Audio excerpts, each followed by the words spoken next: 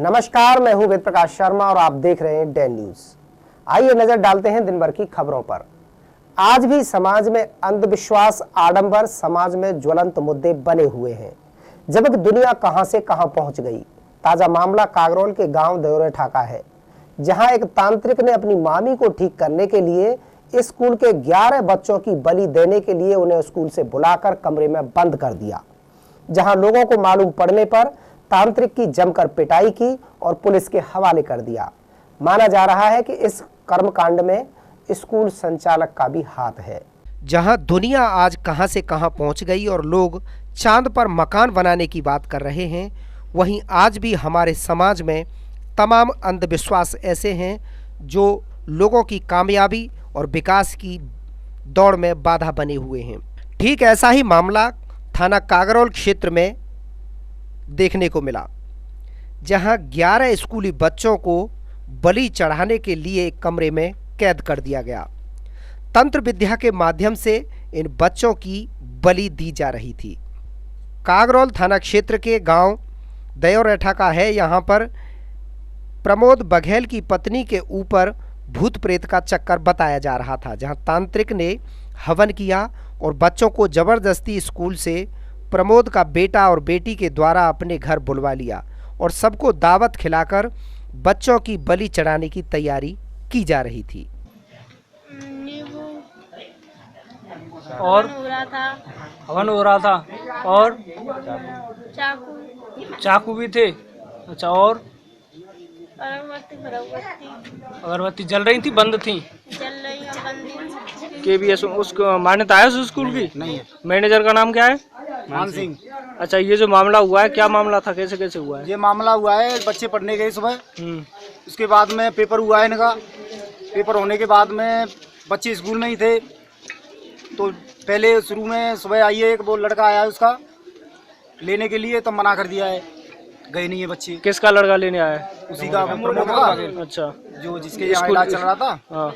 वो फिर उसके बाद में बच्ची आई है उसकी, वो बच्ची इनको बच्चों को हाथ पकड़ के ले गई है, किसी मास्टर को नहीं मालूम है। अच्छा, स्कूल से नहीं ले गई है? स्कूल से ही ले गई है, स्कूल से ले गई है, क्लास में से ही लेके गई है। अच्छा, मान सिंह मास्टर है, पता है। जबरदस्ती ले गई है? हाँ, जबरदस्ती ले गई है। अध्यापकों ने कुछ नहीं कहा? नहीं, कुछ नहीं कहा। तुम अध्यापक से आप बाद में मिले हो? हाँ, बाद में मिले हैं। अध्यापक ये कह रहे हैं हमें मालूम ही नहीं है। अच्छा, तुम्हारे सामने बच्चे जा रहे थे, तुमने रोका नहीं? नहीं रोका किसी ने। मैडम पूजा कर रही थी, मेरे मामा जी हैं जी। अच्छा, तो किस चीज की पूजा कर रहे थे? माता रानी की। माता रानी क्यों? माई की तबीयत खराब है ना, इसलिए। पूजा से सही हो जाएंगी तबीयत? किसी ने बताया था।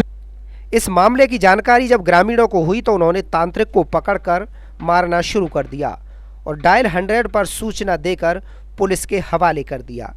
इस तरह का ये पहला कोई मामला नहीं है, ऐसे तमाम मामले सामने आ चुके हैं जहां तंत्र विद्या के माध्यम से छोटे छोटे बच्चों की बलि दी जाती है।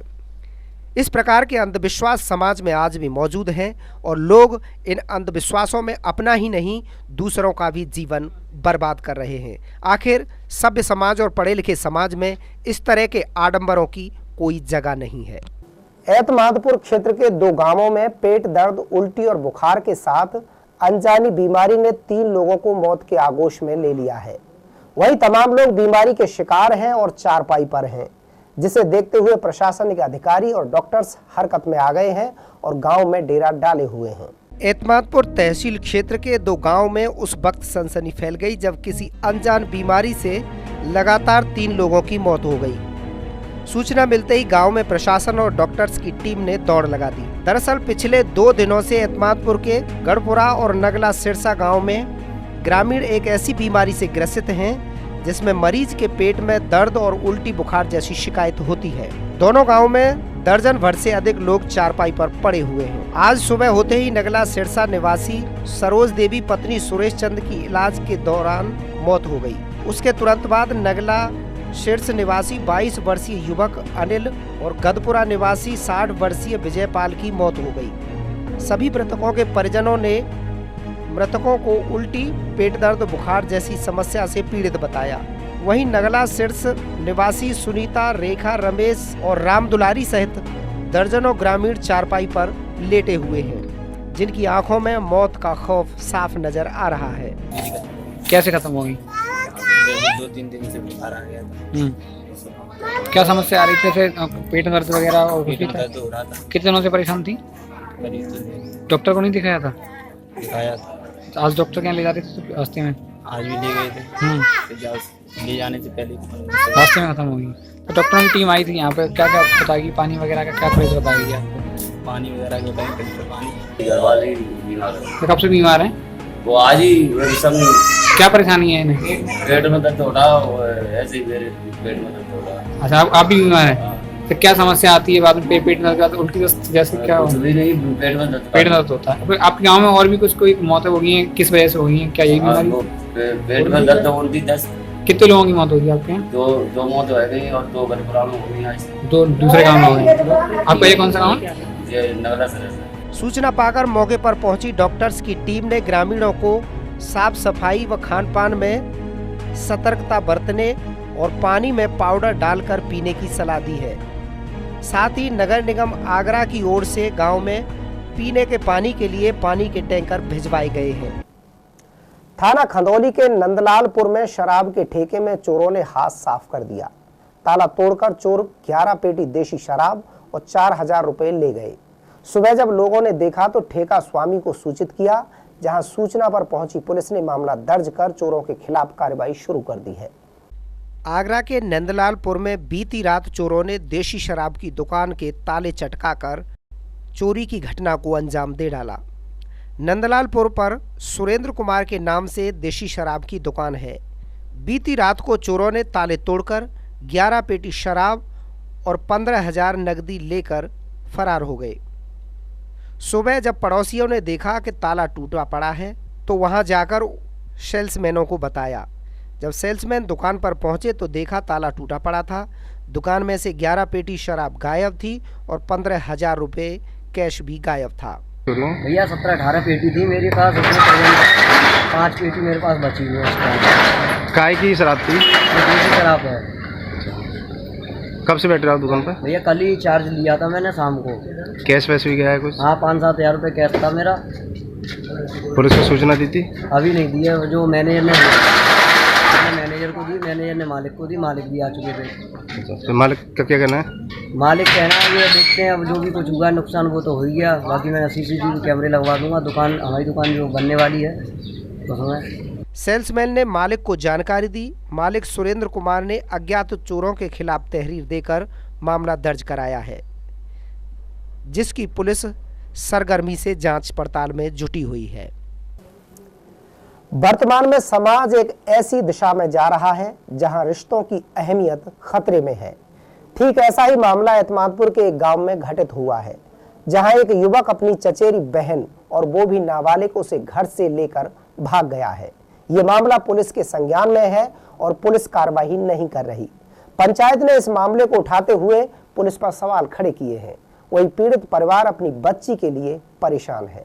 वर्तमान में हर कोई रिश्ता दागदार होता नजर आ रहा है और चारों ओर ऐसा माहौल है कि किसी भी रिश्ते पर भरोसा करना बेईमानी साबित हो रहा है। तमाम ऐसे केस हैं समाज में जहां भाई बहन और ऐसे तमाम रिश्ते हैं जिन पर शरेआम सवाल उठ रहे हैं। ठीक ऐसा ही मामला एतमादपुर क्षेत्र के एक गांव में सामने आया है। अपनी चचेरी बहन को, जो कि नाबालिग है, उसे भगा कर ले गया है।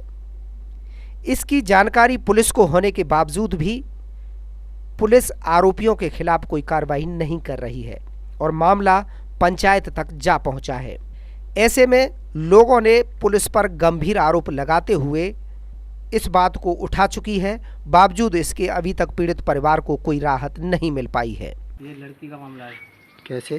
लड़की चली गई है और हमारे चाचा का लड़का लेके गया है और हमने कार्रवाई की, कोई सुनाई नहीं हो रही है और पुलिस में जाते हैं, धमका धमकी बजा देते हैं और उनको पकड़वाया भी है और वो छुड़वा देते हैं। और नक्का नाम का एक लड़का है, वो छुड़वा के ले आता है, नवीन कुमार। अच्छा, कितनी बार पकड़वाया आपने? 2 बार पकड़वा दिए। दोनों बार छोड़ देती है आरोपियों को? छोड़ देते हैं। अच्छा, लड़की की उम्र कितनी होगी? 16 साल। पढ़ती है लड़की? नहीं। भाई द्वारा किया गया ये अन्याय और रिश्तों को तार तार करने वाली ये मामला न सिर्फ समाज में उस पराकाष्ठा को पार करता है जहां पर भाई बहन का रिश्ता, जो पवित्र रिश्ता है, वो कहीं ना कहीं तार तार दाग दाग होता नजर आ रहा है। एतमादौला क्षेत्र के कच्छपुरा में उस वक्त अफरा तफरी मच गई जब खाना बनाते वक्त एक सिलेंडर में आग लग गई, जहां लोगों ने मौके पर आग बुझाने की भरकस कोशिश की और दमकल को सूचित किया, लेकिन किसी ने फोन रिसीव नहीं किया और अंततः लोगों ने सिलेंडर पर बालू डालकर आग बुझाई। थाना एतमादौला इलाके के कच्छपुरा में उस समय अफरा तफरी का माहौल पैदा हो गया जब एक घर में खाना बनाते समय अचानक सिलेंडर में आग लग गई। आग लगते ही घर में चीख पुकार मच गई। आनन फानन में घर के लोगों ने आग लगे सिलेंडर को घर से बाहर फेंक दिया और आग बुझाने में जुट गए। सिलेंडर में लगी भीषण आग की खबर सुनते ही लोगों की भीड़ जमा हो गई। लोगों ने सिलेंडर पर कंबल डालकर आग बुझाने का प्रयास किया, लेकिन आग शांत होने का नाम नहीं ले रही थी। इसके बाद लोगों ने सिलेंडर को बालू में दबा दिया, लेकिन सिलेंडर से आग निकलती रही। कई बार आग की सूचना दमकल को देने के लिए फायर ब्रिगेड नंबर लगाया गया, लेकिन फोन रिसीव नहीं हुआ। तो इसके बाद लोगों ने जान पर खेलकर एक बार फिर आग बुझाने का प्रयास किया। सिलेंडर पर पानी डाला गया, जिसके बाद उसके रेगुलेटर को बंद करने के बाद आखिरकार आग पर काबू पा लिया गया और एक बड़ा हादसा होने से टल गया। लेकिन हैरान करने वाली बात है, इस दौरान अगर कोई हादसा हो जाता तो कौन जिम्मेदार होता, जबकि कई बार फायर ब्रिगेड का नंबर लगाया गया लेकिन रिसीव नहीं हुआ। विधायक जगन प्रसाद गर्ग द्वारा नगर निगम अधिकारियों पर कमीशन खोरी के आरोप लगाने के बाद मेयर ने इसकी जांच की बात कह मामले को दबाने की पूरी कोशिश की है। उन्होंने दोनों पालों पर पैर रखते हुए शिलान्यास पट्टिका पर विधायक का नाम लिखने की बात पर नियम पूर्ण कार्रवाई की बात कही है। सत्ताधारी विधायक जगन प्रसाद गर्ग द्वारा नगर निगम अधिकारियों पर लगाए गए 27% कमीशन के आरोप पर पहली बार बोले मेयर ने विधायक के आरोपों की जांच कराकर इसमें लिप्त अधिकारियों के खिलाफ कार्रवाई की बात तो कही है, लेकिन अपनी ही पार्टी के विधायक की नाराजगी पर वे कुछ भी बोलने से कतराते नजर आए। एक कार्यक्रम में भाग लेने पहुंचे मेयर ने डैन न्यूज से बात करते हुए अपनी पार्टी के विधायक का बचाव किया और नगर निगम अधिकारियों पार्षदों के पक्ष में भी खड़े दिखाई दिए। उन्होंने नगर निगम के विकास कार्यों का शिलान्यास पट्टिका पर विधायक का नाम लिखने वाली बात पर कहा कि जो नियम पूर्वक कार्रवाई होनी चाहिए वही की जाएगी और जो लोग कमीशन लेगा उसे हम छोड़ने वाले नहीं हैं। अब माना जा रहा है कि एक पाला सा खिंचता जा रहा है, एक तरफ अरे कोई पाला वाला नहीं है, सब एक है, नगर निगम एक है, सारे जनप्रतिनिधि एक है, मेयर एक है, जितने भी लोग हैं विपक्ष भी एक है। हमने एक विकास दल बनाया हुआ है, सारे कांग्रेस बसपा सपा भाजपा जितने लोग हैं सब एक है, शहर के विकास के लिए सोच रहे हैं। साहब ये बातें कहने में अच्छी लगती है लेकिन हकीकत कुछ और है। उन्होंने मांग की है कि जो नगर निगम द्वारा सड़क या और निर्माण कार्य कराया जाए उस पर पत्थर पर विधायक का नाम लिखवाना, तो इस पर आपकी क्या राय है पार्षद जबकि इसके विरोध में? देखिए वो टेक्निकल विषय है, वो जियो देखा जाएगा, शासन इसमें क्या कहता है। हमारे नगर निगम सदन में प्रस्ताव क्या पास हुए हैं, क्या क्राइटेरिया बना हुआ है, अन्य नगर निगम में भी क्या हो रहा है, लखनऊ नगर निगम है, मुरादाबाद नगर निगम है, कानपुर है, जो भी नगर निगम है और बहुत पुरानी नगर निगम चल रही है उनकी यहाँ क्या परंपरा चली आ रही है और जो परंपरा चली आ रही है आगरा नगर निगम में भी परंपरा जो चल रही है उस परंपरा का हम पालन करेंगे। परंपरा से अलग हटके हम कोई काम करने वाले नहीं है। गौरतलब है कि विगत दिनों पार्टी पदाधिकारियों और मंत्रियों को पत्र लिखकर आगरा नगर निगम में अधिकारियों द्वारा 27% कमीशन लेने के आरोप लगाए गए थे। साथ ही नगर निगम द्वारा कराए गए सड़कों के निर्माण पर क्षेत्रीय विधायक का नाम लिखने की भी बात कही थी। उसी दिन से विधायक और नगर निगम पार्षदों अधिकारियों के बीच दरार पड़ गई थी, जिसे अब पदाधिकारी भरने की कोशिश में जुटे हैं। तूफान के अंदेशा को लेकर जिला प्रशासन द्वारा जारी किए गए अलर्ट के चलते रोडवेज विभाग चालक परिचालकों को एहतियात बरतने के निर्देश दे रहा है। वहीं आपदा से ग्रस्त वाहनों के लिए रेस्क्यू टीम का गठन किया गया है। ये टीम आपातकाल में सुरक्षा प्रदान कर यात्रियों को गंतव्य तक पहुंचाएगी। 11 अप्रैल और 2 मई को आए तूफान ने जहां समूचे ब्रज में तबाही कर खौफ का मंजर बना दिया है, वहीं आगरा जिला प्रशासन ने आगामी दिनों में तूफान आने की आशंका को देखते हुए सभी विभागों को पत्र जारी कर अलर्ट कर दिया है। इसी कड़ी में उत्तर प्रदेश राज्य सड़क परिवहन विभाग ने भी अपने सभी चालक परिचालकों को तूफान के चलते दिशा निर्देश जारी किए हैं। डिप्टी ARM AK सागर के अनुसार तूफान आने के दौरान चालक बिजली के तारों और पेड़ों के नीचे गाड़ी न रोकें। साथ ही रोडवेज विभाग ने आपदा के दौरान दुर्घटनाग्रस्त रोडवेज वाहनों के लिए एक विशेष टीम का गठन किया है जो रेस्क्यू का काम करेगी। हमारे द्वारा हमेशा ही चालक परिचालकों को निर्देश दिए जाते रहते हैं कि ऐसी स्थिति में जब तूफान हो और गाड़ी चलाने लायक स्थिति ना उसको दिखाई दे तो वो रास्ते में खुले मैदान में एक साइड में खड़ी कर ले, तूफान गुजर जाने के बाद उसको आगे लेकर जाए।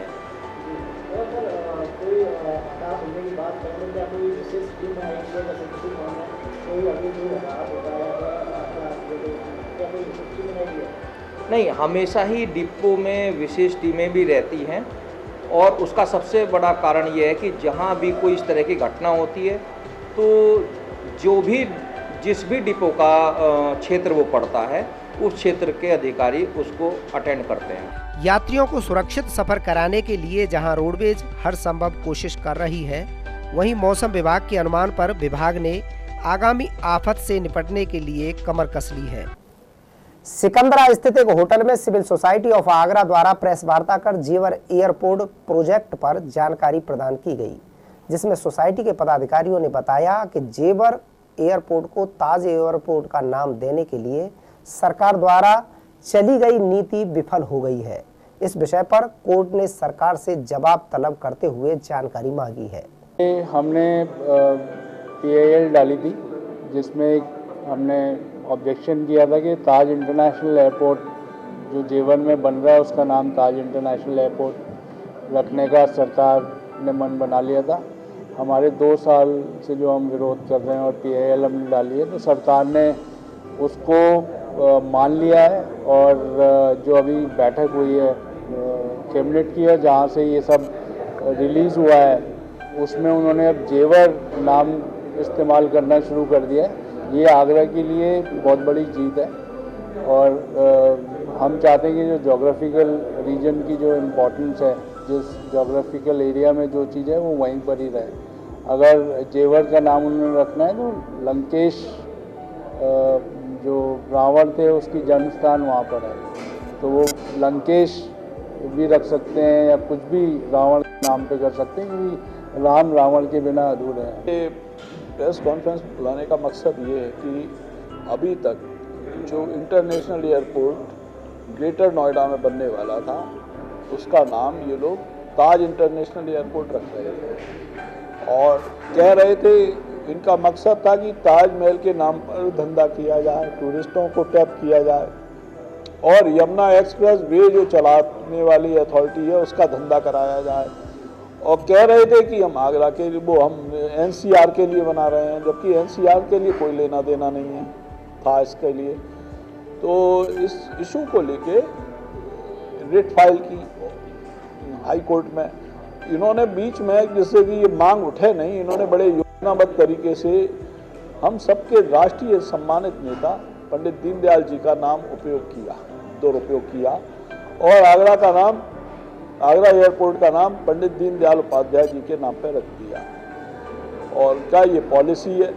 तो चलिए, हमें दीनदयाल जी हमारे देश के नेता हैं, उन्होंने एक देश को राजनीतिक विचारधारा दी, संसद में तो नहीं पहुंच पाए थे, बाकी उन्हें वैचारिक और राजनीतिक सोच दिया, उनका सम्मान। हिंदी भाषा के संरक्षण और संवर्धन की दिशा में डैन न्यूज ने एक अहम कदम उठाया है। हिंदी काव्य दरबार हर रविवार का आगाज हिंदुस्तान समाचार पत्र के संपादक अजय शुक्ला द्वारा किया गया। काव्य दरबार का पहला एपिसोड बेटियों और नारियों की सुरक्षा पर आधारित रहा, जिसमें शहर की जानी मानी कवयित्रियों ने अपने काव्य पाठ के माध्यम से नारी व्यथा को प्रदर्शित किया। काव्य दरबार का प्रसारण रविवार शाम 6 बजे किया जाएगा, जिसे दर्शक पुनः मंगलवार और गुरुवार शाम 6 बजे भी देख सकेंगे। हमारी मातृभाषा हिंदी है और हमें हिंदी के संरक्षण संवर्धन के लिए विशेष कार्य करने की जरूरत है। इसी को ध्यान में रखते हुए रविवार शाम डैन न्यूज पर आगरा पब्लिक स्कूल के सहयोग से हिंदी काव्य दरबार हर रविवार कार्यक्रम शुरू किया गया। दैनिक समाचार पत्र हिंदुस्तान के संपादक अजय शुक्ला जी और आगरा पब्लिक स्कूल के चेयरमैन महेश चंद्र शर्मा ने संयुक्त रूप से मां शारदे की तस्वीर पर माल्यार्पण कर समारोह का शुभारंभ किया। इस दौरान कवयित्री डॉक्टर ज्योत्सना शर्मा ने मां शारदे की वंदना की। शारदे भवसागर से तार दे, लोभ मोह मद तिमिर घनेरा, दीप ज्ञान वरदान दे, हे मां शारदे भवसागर से तार दे। निश्चित रूप से एक अच्छी परंपरा है और मुझे लगता है कि इसमें हमें उन लोगों को जोड़ना चाहिए जो लोग दूसरे मंचों पे नहीं हैं, कम आते हैं, उन लोगों को लाएं और उनकी अच्छी रचनाओं को, जो कि कहीं ना कहीं हमारी महिला सशक्तिकरण में, महिलाओं को और बच्चियों को सशक्त बनाने में, उनमें संस्कारों को भरने में और उन्हें मजबूत बनाने में मदद करें। तो हम यदि उस दिशा में करें, उसके साथ साथ समाज के तमाम सारे निर्माण, पुनर्निर्माण में जहाँ पर आवश्यकता हो, यदि वहाँ पर काम करने वाली कविताएं हों तो निश्चित रूप से हमारे लिए बड़े सुखद होगा और निश्चित रूप से आगरा उसका एक अग्रणी अग्रदूत की तरह से होगा। तो ये एक बड़ी अच्छी चीज़ होगी और ये बड़ी अच्छी शुरुआत है, इसके लिए मैं साधुवाद देता हूँ। बेटियों के साथ हो रहे दुष्कर्म, यौन शोषण, घरेलू हिंसा, भ्रूण हत्या और नारी सशक्तिकरण पर काव्य दरबार केंद्रित रहा। कवयित्री संगीता अग्रवाल ने इस तरह झकझोर दिया और अपनी कविता संग्रह से सभी को भाव विभोर कर दिया। बेटियां तो हैं ईश्वर अमानत, क्यों नहीं कर रहे इनकी हिफाजत। बेटों के लिए दुल्हन क्यों लाते, बेटों के लिए दुल्हन क्यों लाते, बेटों से क्यों ना ब्याह रचाते। बेटियां तो हैं पायल की रुंझुन, इनके बिना है जीवन गुमसुम। झुकी झुकी झुकी झुकी झुकी नजर तो प्यारी है, झुकी झुकी झुकी झुकी झुकी नजर तो प्यारी है, और उठी उठी उठी उठी उठी नजर तो भारी है। झुकी झुकी झुकी झुकी झुकी नजर तो प्यारी है, उठी उठी उठी उठी उठी नजर तो भारी है। आंख से ही आंख को करती तू निढाल है, सशक्त है कमाल है समय की तू चाल। नारी का एक सबसे बड़ा रूप माँ का रूप होता है। खून की ओ होलियां और चल रही हो गोलियां, खून की ओ होलियां और चल रही हो गोलियां, विजय तिलक माथे को तू घोलती है रोलियां। खून की ओ होलियां और चल रही हो गोलियां, विजय तिलक माथे को तू घोलती है रोलियां। और आई जब आन पे तो काटा अपना लाल है, सशक्त है कमाल है समय की तू चाल। बेटियां तो ईश्वर की देन है, इसी को ध्यान में रखते हुए कवि सम्मेलन का आगाज किया गया। दरबार के अंदर मुझे मौजूद रहने का अवसर प्राप्त हुआ।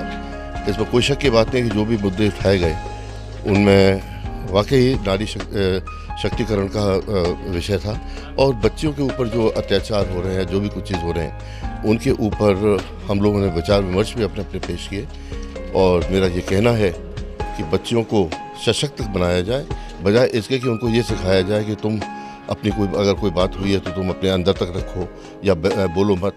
बजाय उसके उनको अपना डिफेंस करने का भी सिखाना चाहिए कि किस तरीके से कि वो अपने आप को प्रोटेक्ट कर सकते हैं। बहुत अच्छा कार्यक्रम था। कविता की कड़ी में नूतन अग्रवाल ज्योति ने नारी के हालात पर बात करते हुए अपनी खूबसूरत कविताओं का आगाज किया। इसी कड़ी में कवयित्री ज्योत्सना शर्मा ने पुरुषों को सीख देते हुए अपनी कविताएं सुनाई और सभी को झकझोर दिया। डैन न्यूज पर प्रसारित होने वाले इस हिंदी काव्य दरबार हर रविवार को नियमित रूप से हर रविवार को शाम 6 बजे प्रस्तुत किया जाएगा, जो पुनः मंगलवार और गुरुवार शाम 6 बजे दर्शकों को सुनने का अवसर प्राप्त होगा। डैन न्यूज पर शुरू हुए इस काव्य दरबार में शहर की कवयित्रियों को, कवियों को और उन नवोदित कवियों को पूरा मौका मिलेगा जो कविता के क्षेत्र में अपनी लेखनी को बढ़ाना चाहते हैं और लेखन के माध्यम से सामाजिक सरोकार की भूमिका निभाना चाहते हैं। ऐसे कवियों का डैन न्यूज परिवार में हार्दिक स्वागत है। भारतीय जनता युवा मोर्चा ने गत दिनों आए विनाशकारी तूफान में अकाल मौतों का शिकार हुए मृतकों को श्रद्धांजलि दी है। भाजयुमो कार्यकर्ताओं ने सेंट जॉन्स स्थित हनुमान मंदिर पर हवन और हनुमान चालीसा का पाठ कर भगवान से ऐसी आपदाओं को रोकने की प्रार्थना की। पिछले 2 दिन से प्राकृतिक आपदा जो आगरा में आई है, और क्योंकि देवी आपदा को देवी रोक सकते हैं, इसलिए आज हम सब लोगों ने भगवान को याद करके भगवान के चरणों में ये प्रार्थना की है कि इस प्रकार की देवी आपदा आगरा में अब न आए।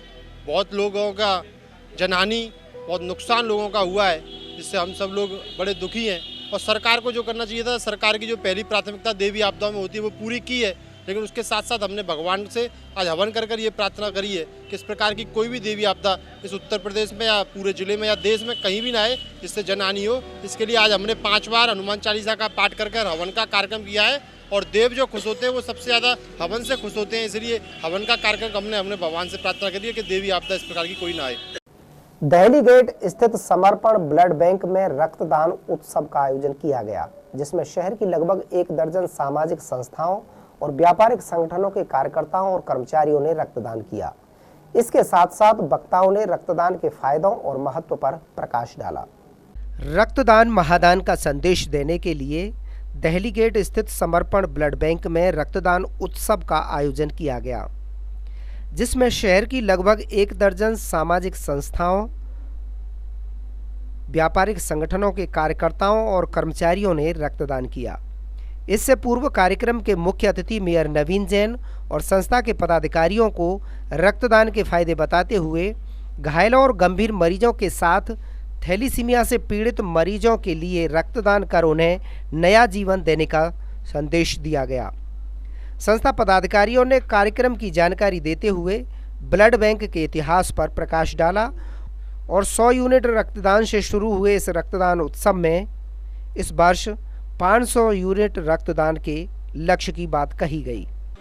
ये 8वां मेगा विशाल रक्तदान शिविर इसलिए लगाया गया कि गर्मियों में लगातार है ना, गर्मी में ब्लड की कमी हो जाती है, तमाम बीमारियां होती हैं, तमाम वो होता है। जैसे कहते हैं ना, सर्दियों में हेल्दी सीजन होता है, तो गर्मियों उसी हिसाब से नहीं है, ब्लड की बहुत आवश्यकता पड़ती है, इस तरह से ऐसी होती है। तो ब्लड की कमी को देखते हुए समर्पण ब्लड बैंक लगातार है ना, विगत 8 वर्ष पूर्व है ना ये बीड़े उठाया कि पहले हम अपने से स्टार्ट कर विशाल कैंप लगाएं। वैसे तो समर्पण में हर साल करीब 100 कैंप करीब लगते हैं, हर तीसरे दिन कैंप का एवरेज आता है। पर हम लोग की स्टार्टिंग करी जाए तो गर्मियों में हम लोग समर्पण बैंक के पदाधिकारी और अपने सब संस्थाओं के सहयोग से नहीं है कि विशाल कैंप लगाती है, जिसमें 500 यूनिट, पहले 100 यूनिट से पहली साल से स्टार्ट होके अब ये हमारा लक्ष्य 500 यूनिट तक पहुंच गया है। गौरतलब है कि लोगों को नया जीवन देने के लिए रक्तदान की काफ़ी ज़रूरत पड़ती है, जबकि कुछ लोग रक्तदान में फैली भ्रांतियों के कारण रक्तदान करने से कतराते हैं। 26 मई को होटल क्लार्क शिराज में ग्लैम फैशन फीड 2018 का आयोजन होने जा रहा है, जिसमें देश विदेश के फैशन डिजाइनर्स अपनी ड्रेसेज प्रदर्शित करेंगे। इस अवसर पर फैशन लाइफ स्टाइल इंडस्ट्री पर एक अवार्ड सेरेमनी भी आयोजित की जाएगी, जिसमें आगरा के फैशन जगत से जुड़ी हस्तियों का सम्मान किया जाएगा। आगरा शहर में पहली बार 100 फुट लंबी इंटरनेशनल लुक वाली रैंप पर देशी विदेशी मॉडल्स विभिन्न ड्रेसेज का प्रदर्शन करने जा रहे हैं। रावी इवेंट्स द्वारा 26 मई को होटल क्लार्क शिराज में ग्लैम फैशन फीड 2018 का आयोजन किया जा रहा है, जिसमें देश विदेश की फैशन से जुड़ी हस्तियां शिरकत कर ड्रेसेज का प्रदर्शन करेंगी। इससे पूर्व होटल क्लार्क शिराज में एक कार्यशाला का आयोजन किया गया, जिसमें वक्ताओं ने आयोजन पर विस्तार से प्रकाश डाला। रावी इवेंट के डायरेक्टर मनीष अग्रवाल ने बताया कि फैशन शो के साथ फैशन और लाइफ स्टाइल इंडस्ट्री पर एक अवार्ड सेरेमनी का भी आयोजन किया जाएगा। भव्य आयोजन है जो कि 26 मई को होटल क्लार्क शिराज में आयोजित किया जा रहा है। इसमें नेशनल और इंटरनेशनल लेवल के मॉडल यहाँ पर परफॉर्म करेंगे और इस मंच पर अगर हम बात करें तो आगरा के पुराने लोग जो कहीं ना कहीं फैशन इंडस्ट्री जुड़े हुए थे, उन सबका सहयोग यहाँ पर प्राप्त है और हम लोग एक इंटरनेशनल लुक को यहाँ पर प्रेजेंट करेंगे, जिसमें कि 100 फुट लंबी रैंप यहाँ पर होगी और उसमें हमारे देश के अन्य प्रांतों की ड्रेस वहाँ पर दिखाई जाएंगी, वहाँ पर संस्कृति होगी, वहाँ पर पहनावा होगा, तमाम चीज़ों का समावेश उस आयोजन में होगा। और हम इसमें फैशन और लाइफस्टाइल इंडस्ट्रीज़ पर एक अवार्ड सेरेमनी भी कर रहे हैं, जिसमें कि ऐसे लोग जिन्होंने फैशन और डिजाइनिंग इंडस्ट्रीज़ में काम किया है उनको उस मंच के माध्यम से हम लोग सम्मानित करेंगे। इस अवसर पर आई मॉडल कीर्ति शर्मा ने एक अच्छे और बड़े प्लेटफार्म पर बड़ी हस्तियों के साथ काम करने का सुनहरा अवसर बताया। मई को होने वाला है 2018 में, और ये काफ़ी अच्छा एक बहुत बड़ा प्लेटफॉर्म है जिसके थ्रू हमें बहुत सारी चीज़ें एक्सप्लोर करने के लिए मिलेंगी और काफ़ी सारे लोगों के अच्छे लोगों के साथ काम करने के लिए मिलेगा। लाइक बॉलीवुड के जो वहाँ से आ रहे हैं हमारे मेकअप आर्टिस्ट हैं और काफ़ी जो डिज़ाइनर है, ड्रेस डिज़ाइनर है, उनके साथ काम करने का मौका मिलेगा। तो 26 मई 2018 को हम मिलते हैं, फिर पार्टिसिपेट करते हुए। Thank you so much. या डिफरेंस इसीलिए है क्योंकि एक बड़ा प्लेटफॉर्म है और ऊपर से हमें काफ़ी अलग अलग लोगों के साथ काम करने को मिलेगा। आगरा में तो हम करते रहते हैं, यूजुअली हम लोग जानते हैं बहुत छोटा शहर है, बट इस टाइम नाउ हमें एक बॉलीवुड के लोगों के साथ काम करने का मौका मिल रहा है और भी बड़े बड़े लोगों के साथ, तो इट्स अ बिग अचीवमेंट। बहरहाल आगरा में फैशन शो के ऐसे बड़े आयोजनों से जहां शहर में फैशन इंडस्ट्री को बढ़ावा मिलेगा, तो वहीं फैशन के क्षेत्र में रुचि रखने वाले आगराइट्स को भी अपना हुनर दिखाने और मुकाम बनाने का मौका मिलेगा। भारतीय जीवन बीमा निगम आगरा मंडल ने वित्तीय वर्ष 2017-18 में 1,87,000 से अधिक पॉलिसी बेचकर नया कीर्तिमान हासिल किया है, जो बीमा क्षेत्र में एक बड़ी उपलब्धि है। पॉलिसी संख्या और प्रीमियम में अपने लक्ष्य को प्राप्त कर आगरा मंडल भारत में नंबर 1 की पोजीशन पर है। भारतीय जीवन बीमा निगम का वित्तीय वर्ष 2017-18 बहुत ऐतिहासिक रहा है और पूरे निगम ने लगातार दूसरी बार अपने लक्ष्यों को प्राप्त किया है और एक इतिहास की तरफ हम लोग अक्सर हुए हैं। अब तक की हाईएस्ट प्रीमियम हम लोगों ने एकत्रित की है। आगरा मंडल ने भी भारतीय जीवन बीमा निगम की टीम में बहुत अच्छा सहयोग प्रदान किया है। आगरा मंडल में हमारे पास 7 जिले हैं और 7 जिलों के माध्यम से हम लोगों ने इस वर्ष 1,87,000 से भी अधिक पॉलिसी बेची हैं और 330 करोड़ से भी अधिक का प्रथम प्रीमियम अर्जित किया है।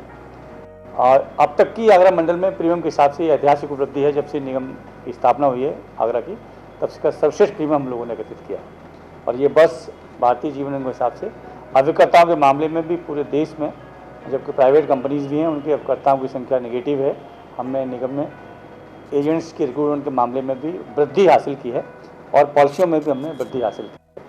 और पहली बार मंडल में बहुत सारे अभिकर्ताओं ने MDRT क्वालिफाई किया और बीमा धारकों को भी हमने करीब 1100 करोड़ का पेमेंट भी किया है।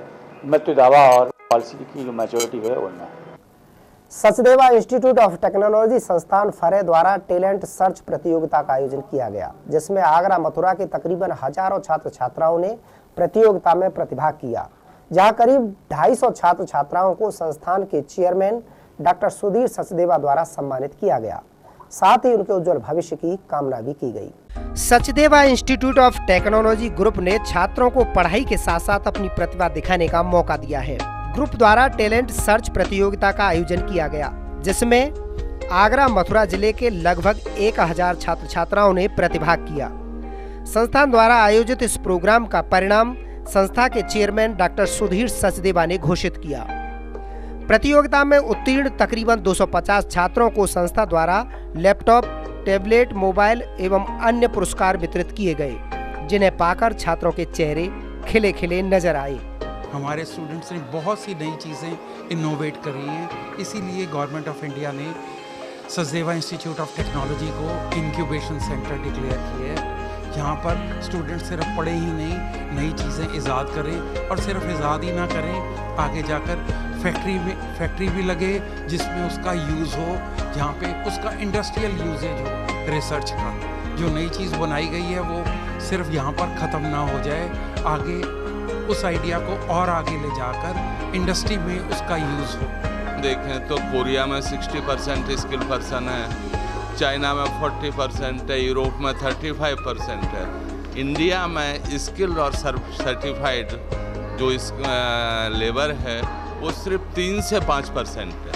तो मोदी जी का प्लानिंग है कि हम लोगों को स्किल करें, उन्हें सर्टिफाई करें, जिससे उन्हें अच्छे जॉब मिले और वो काम अच्छे से कर पाएँ। हम आगरा, मथुरा, फिरोजाबाद में 8000 से ज़्यादा बच्चों को स्किल कर रहे हैं। इस प्रतियोगिता में सफल छात्रों को सचदेवा इंस्टीट्यूट ऑफ टेक्नोलॉजी के चेयरमैन ने बधाई देते हुए उनके उज्जवल भविष्य की कामना की। साथ ही देश के विकास में टेक्नोलॉजी का अहम योगदान होने की बात कहते हुए छात्रों को आशीर्वचन दिए। जहां छात्रों ने पुरस्कार पाकर संस्थान की भूरी प्रशंसा की। बड़ी कंपनीज अब रिटेल मार्केट में भी किस्मत आजमाने लगी हैं। शहर की बड़ी जूता इकाइयों में शुमार डाबर शूज ने अपने नए रिटेल आउटलेट शोरूम का शुभारंभ किया है। अंजना टॉकीज के पीछे नेहरू नगर में स्थित शोरूम का लेडीज, मेंस और किड्स फुटवियर के साथ लेदर से बने अन्य उत्पाद भी बिक्री के लिए उपलब्ध रहेंगे। बड़ी कंपनियां अब रिटेल मार्केटिंग में भी हाथ आजमाने लगी हैं। आगरा की बड़ी जूता इकाइयों में से एक डाबर शूज की अब रिटेल मार्केटिंग में खुलकर आ गया है। डाबर शूज ने शहर में अपने चौथे रिटेल आउटलेट शोरूम का शुभारंभ अंजना टॉकीज के पीछे नेहरू नगर में किया है, जिसका उद्घाटन मेयर नवीन जैन ने फीता काटकर किया। इस शोरूम में लेडीज, मेंस फुटवियर के साथ लेदर से बने अन्य उत्पाद जैसे पर्स, बेल्ट, बच्चों के जूते, चप्पल और लेदर जैकेट्स उपलब्ध रहेंगी। शोरूम स्वामी और डाबर शूज के चेयरमैन पूरन डाबर ने शोरूम में उपलब्ध उत्पादों की जानकारी देते हुए बताया कि शहरवासियों को अब रिटेल आउटलेट पर एक्सपोर्ट के उत्पाद कम कीमतों पर मिल सकेंगे। देखिए, आगरा जूतों का शहर है। 1977 में डाबर शोरूम की शुरुआत की गई थी, उसी से जूते में एंट्री की थी। किसी तरह से रिटेल के सेक्टर में विस्तारीकरण नहीं हो पाया था। अब ये निर्णय लिया गया है कि ताज रोड से बाहर निकल करके शहर के जितने भी क्षेत्रों में विस्तार हो रहा है उसमें डाबर्स का एक शोरूम हो, क्योंकि सर्विस का समय है और वो सर्विस द्वार तक पहुँचे, ऐसे प्रयास हैं कि शहर में आज ये MG रोड के पास में एक शोरूम खोला गया है कि योजना है कमला नगर में भी, शास्त्रीपुरम में भी और फतेहाबाद रोड पर भी। ये जल्दी ही एक शोरूम्स की योजना है कि उचित मूल्य पर उचित क्वालिटी मिल सके। यही ध्येय है जो गुणवत्ता निर्यात के क्षेत्र में रही है वो भारत हमारे आगरा के वासियों को भी मिले, ऐसे भी प्रयास रहेंगे। क्या हो या लेडीज़ हो या मेंस, तीनों तरह की वैरायटी है। लेडीज़ के पर्सेस भी यहाँ रखे गए हैं। जो भारतीय की जो ज़रूरत है, जो यहाँ लोगों को डिज़ाइंस पसंद आते हैं, उनका खास ख्याल रख करके उसी तरह के डिज़ाइंस का चयन किया गया है। मल्टी प्रोडक्ट, कहना चाहिए ब्रांड शॉप है, तो एक डाबर के अंतर्गत अनेक तरह के ब्रांड्स यहाँ पर आपको मिल सकते हैं। बहरहाल रिटेल बाजार में अंतर्राष्ट्रीय कंपनियों के आने के बाद आगरा और अन्य शहरों की बड़ी इकाइयां भी रिटेल बाजार में अपनी किस्मत आजमा रही हैं। दयालबाग के शाकाहारी लोगों को बेकरी से 100% शाकाहारी उत्पाद उपलब्ध कराने के लिए दयालबाग 100 फुटा रोड पर बेक ओ फाई बेकरी का शुभारंभ किया गया। इस अवसर पर दयालबाग वासियों ने अपने परिवारों के लिए बेकरी के उत्पादों की जमकर खरीदारी की। शाकाहारियों को अक्सर बेकरी के उत्पादों से बचते देखा जा सकता है। दरअसल बेकरी के कुछ उत्पादों में अंडे का इस्तेमाल किया जाता है। पेस्ट्री, केक जैसे उत्पादों में स्वाद और बेकिंग के लिए अंडे का इस्तेमाल किया जाता है। लेकिन अब दयालबाग 100 फुटा रोड पर बेक ओ फाई के नाम से बेकरी का शुभारंभ किया गया, जिसमें 100% वेजिटेरियन बेकरी उत्पादों की लंबी रेंज है। बेकरी के संचालकों ने बताया कि बेकरी के सभी उत्पाद पूरी तरह से वेजिटेरियन और स्वादिष्ट होंगे, जो क्षेत्र के लोगों को बेकरी उत्पादों के नए स्वाद से रूबरू कराएगी। ये ऑब्जर्व किया है कि हर शहर में 2 तरह के लोग होते हैं, एक शाकाहारी और एक नॉन शाकाहारी। और बेकरी में जो बाज़ार में अवेलेबल है उसके अंदर शाकाहारी में भी अंडा का उपयोग होता है, जिससे जाने अनजाने में जो शाकाहारी, पूर्णतः शाकाहारी लोग हैं, उनकी भावनाओं से खिलवाड़ होता है। तो हम लोगों का बेकोफाई इंडस्ट्री के नाम से एक छोटा सा प्रयास है कि हम 100% एगलेस प्रोडक्ट्स और जिसमें पूरी तरह शुद्धता मेंटेन की जाए और जो फसाई ऑर्गेनाइजेशन है उसके नियमानुसार प्रोडक्ट बना के उचित दामों पे अवेलेबल किया जाए। दयालबाग रोड में ऐसा ये प्रथम प्रयास है। हम लोग ने बेकोफाई के नाम से एक बेकरी शुरू करी है जो 100% जेन्युइन वेजिटेरियन प्रोडक्ट्स हम लोग सप्लाई कर रहे हैं। और यहीं पास में हमारी मैन्युफैक्चरिंग यूनिट भी है, तो वहाँ पर हम सारे फसाई रूल्स को ध्यान में रखते हुए साफ़ सफाई और जितने भी उनके रूल्स एंड रेगुलेशंस हैं उनका पूरा एक सर्टिफिकेट लेके हम लोग काम करना शुरू करा है। यहाँ पे आप अनडाउटेडली 100% एगलेस प्रोडक्ट्स मिलेंगे आप लोगों को, और उसी का ये शोरूम है यहाँ पे, रिटेल आउटलेट, और बेकोफाई के नाम से हम लोग आगरा में शुरू कर रहे हैं।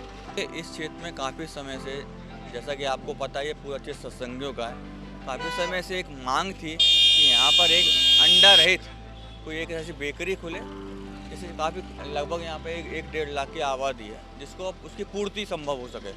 तो उसी को परिप्रेक्ष्य में देखते हुए डॉक्टर साहब ने ये और संजय सैनी ने मिलकर एक पार्टनरशिप में ये शॉप खोली है। इसकी एक मैन्युफैक्चरिंग यूनिट भी है, बहुत बड़ी यूनिट है, जो जयराम बाग में है। तो इनका पूरा क्वालिटी पर ये ध्यान देंगे और इस क्षेत्र की जो मांग है उसको पूर्ति होगी, और पूर्ण रूप से ये अंडा रहित एगलेस है। गौरतलब है कि जिस क्षेत्र में बेकरी का शुभारंभ हुआ है वहां करीब 1 लाख की आबादी जो राधा स्वामी मत के अनुयायी हैं, पूरी तरह शाकाहारी हैं। ऐसे में बेकरी संचालकों के लिए दयालबाग में अनुकूल माहौल मिलेगा। फिलहाल खबरों में बस इतना ही। मुझे दीजिए इजाजत और आप बने रहिए डैन न्यूज़ के साथ। नमस्कार।